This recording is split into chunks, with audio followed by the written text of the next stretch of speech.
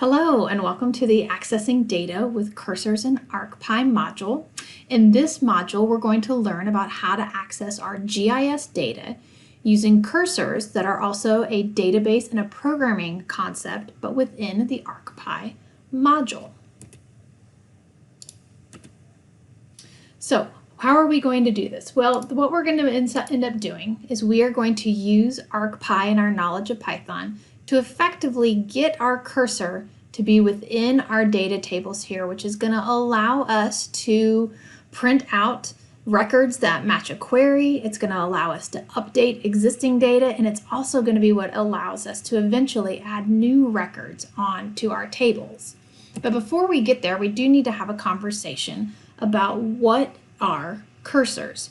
So cursors are what allow you to add text and data to any document, table, or database. You see and use them every day. I used one when I was typing out the words on this slide, and they are typically programmed into the software that you use every day to be this little blinking cursor right there. So that is a cursor. So it's the same concept. It's what allows you to get into your tables and actually start to add and type in information. But instead of explicitly typing into that table, you're going to be using a program to get in and type into your database tables. All right, so why are cursors important for programming? Well, like I mentioned before, cursors are how we get into our table and add, update, or query information from that table.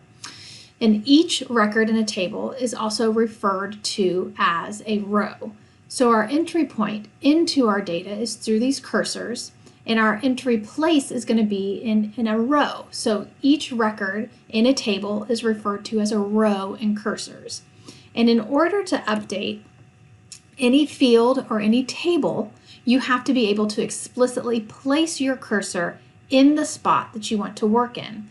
And what can you do once that cursor is there? Well, you can ask a question of your table records and print out the result. Just keep in mind that this part right here is different than our attribute query that we've covered in previous modules. An attribute query actually does a selection query on our data and stores in a layer that selection query. A search cursor is going to go ask that question of your data and just report out to you what meets that query. It does not do an explicit selected set on your data sets. You can also get in and you can update existing information. So if you've been wondering, how do I do the equivalent of calculate fields using ArcPy? This is going to be how we do that. This is going to be you doing an update cursor in order to do that. You can also add new information. So think of this as adding new GIS data to a features to a data set. This is adding new rows to your table, which in a GIS data set, we know if we have new rows, it means we also have new geometry in our data as well. All right, in ArcPy, there are three types of cursors. We have search cursor, update cursor, and insert cursor. We're going to learn about the basics of all of these cursors, and then we're going to do a deeper dive into the functionality of each one individually. So a little bit more information about each of these search cursors is that in general, search cursor is going to allow you to query your data, to search through your data.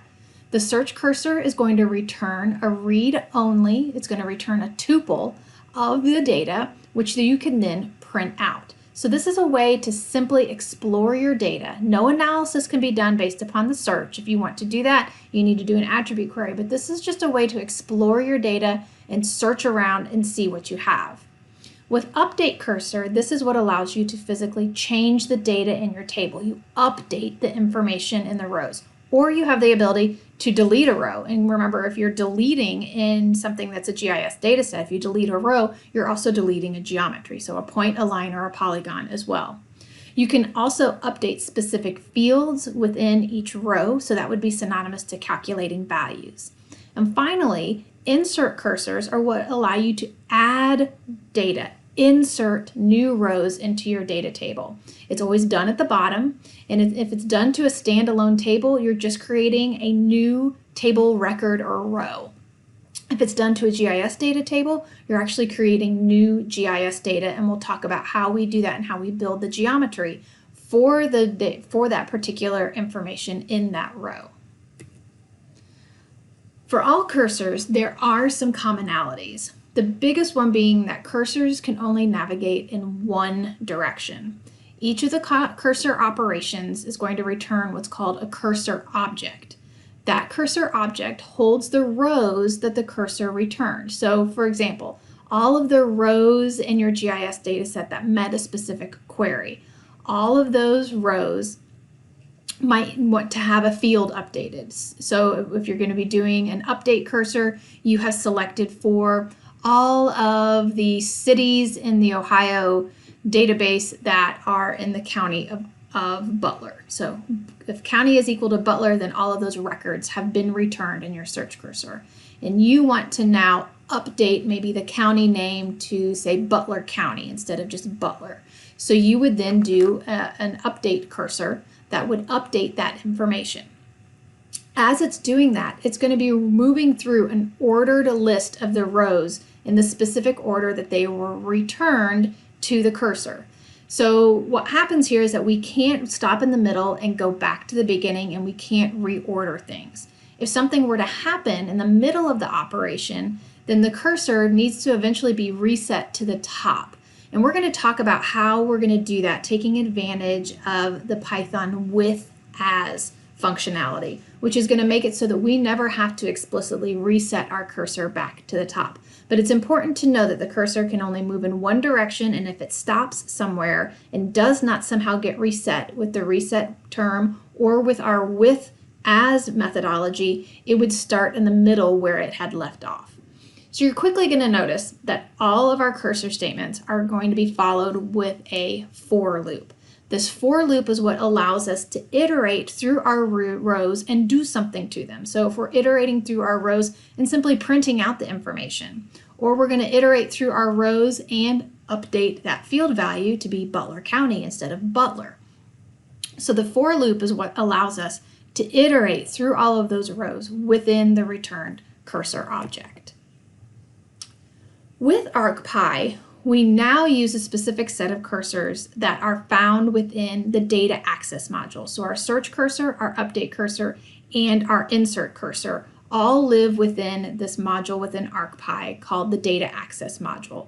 We've seen this before when we worked with the describe function. The data access module was built, and it includes simply more efficiency for accessing pieces of our data. And cursors are included in that. They are a way that we get in and access our data. So the version of cursors within ArcGIS that lives in the data access module is recommended, and also is the one that will act the fastest and the most efficiently. Keep in mind there are legacy versions of search cursor, update cursor, and insert cursor that don't have the .da. They don't live in the data access module. They live just straight under the ArcPy module. You can stumble upon those and you can still use them, and you can, like I said, stumble upon that information in help documentation. So just be aware of which version of help you're looking at. You want to always make sure you're referencing those versions of help documents that are referencing the data access module for each of these cursors. All right, so let's do a preview of our cursor syntax. So it's worthwhile at this point to see all of the syntax for all of these cursors all in one spot, to notice some commonalities between them. So notice that for each of them, they function off of a required in table and a require field names for parameters that are required. Search cursor and update cursor also have optional parameters, and in this class we will work with the where clause parameter when the time comes. Also take note that all of them require you to identify this in table. This will typically be a GIS dataset, either a shapefile or a geodatabase feature class.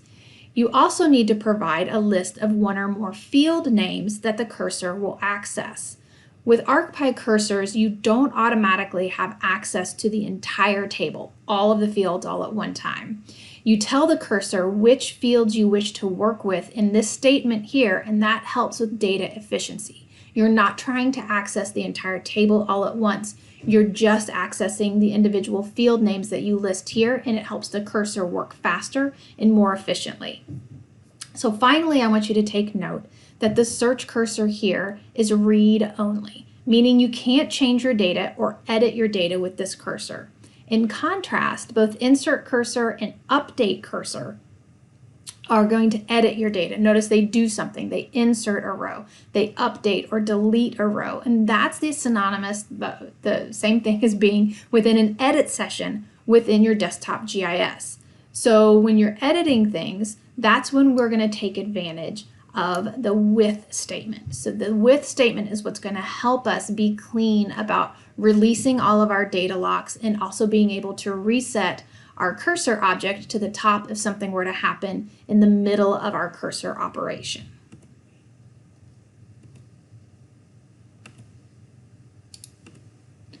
All right, so let's talk a little bit more about these with statements. The with statement is, like I mentioned before, going to be how you are going to have clean cursor navigation and clean data closures. So the cursors open your data for editing. So when that happens, it's creating a lock on your data, meaning no other application can get in there and also edit it. The other application can view it, but no other application can edit it. And it holds that lock in the memory of your computer or on the server that you're working on. If a script doesn't end properly or if the cursor operation fails, this can cause problems because that lock might still remain, meaning that you would still, even if the program's closed, you still can't gain access to that data to either run a different program or do any editing within a desktop environment. That's where the with statement comes in. The with statement, when we use it with our cursor statement, it's going to ensure that the data is closed, released from editing, and any iteration in the cursor object is set back to the beginning at the end of the cursor, whether or not the cursor finishes cleanly or if there's something that happens in the middle and it fails and causes an error. When using the with and the as together, that's going to ensure that everything gets set back so that we can start from the beginning. So let's talk a little bit more about this cursor object. This is what gets returned by each cursor function, and it holds the records and the rows returned by the cursor function that you've used. So we'll use the with statement with as to define a variable called cursor to hold these returned objects. So down here we can see in our example here, we've imported ArcPy, obviously. We've used our with statement, and we're just going to use a search cursor. So don't get bogged down in understanding what this is all going to do. I want you to see the syntax and how this is set up. So with our cursor, and then these are the requirements for the cursor. FC is sitting where the end table should be. So apparently someplace up here they've defined a variable to be FC and put a data set into it. It has two fields here that we're going to access with this search cursor.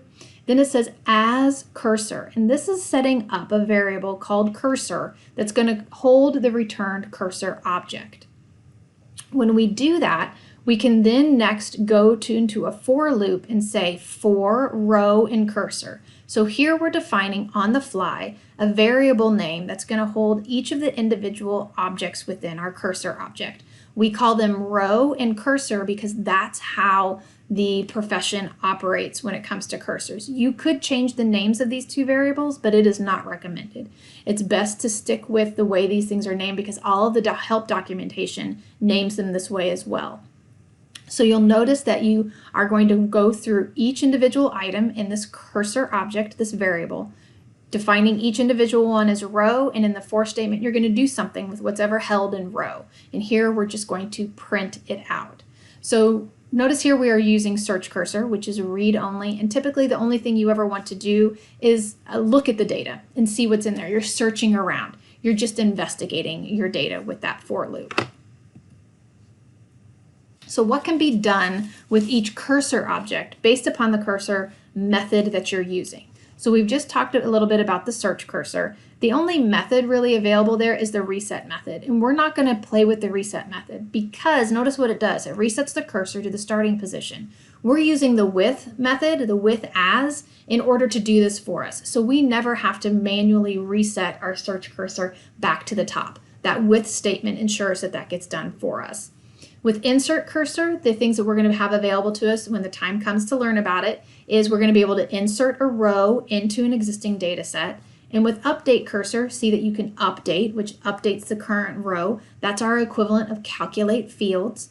And then we can also delete a row. So if we need to remove an entire record from a data set, that's how we do that, which is with the update cursor, delete row. And notice that on update cursor, you can also reset, but again, we don't need to do that because we're using the with as methodology in our scripts. Finally, an important item to remember is that cursors, specifically insert and update cursors, are editing your data. And unlike being in an interactive edit session in the desktop software, there's no undo button, or there's no way to close out of the editing session without saving your edits. Anything that you do in your script with the cursors is a permanent change. So you just need to be aware of that. If you're just doing some data speculation, just seeing if things work, sometimes if it's a primary data set that you use all the time, it's a good idea to make a copy of it and then run your scripts on the copy of the data set until you get your methodology down, and then you can start to run it on your primary data sets. But it's just important to understand that when you're doing this with cursors, there is no undo button. So what is next? So in the remainder of this module, you're going to take a closer look at each of the types of cursors and get plenty of hands-on experience. And what is up next is looking at the search cursor.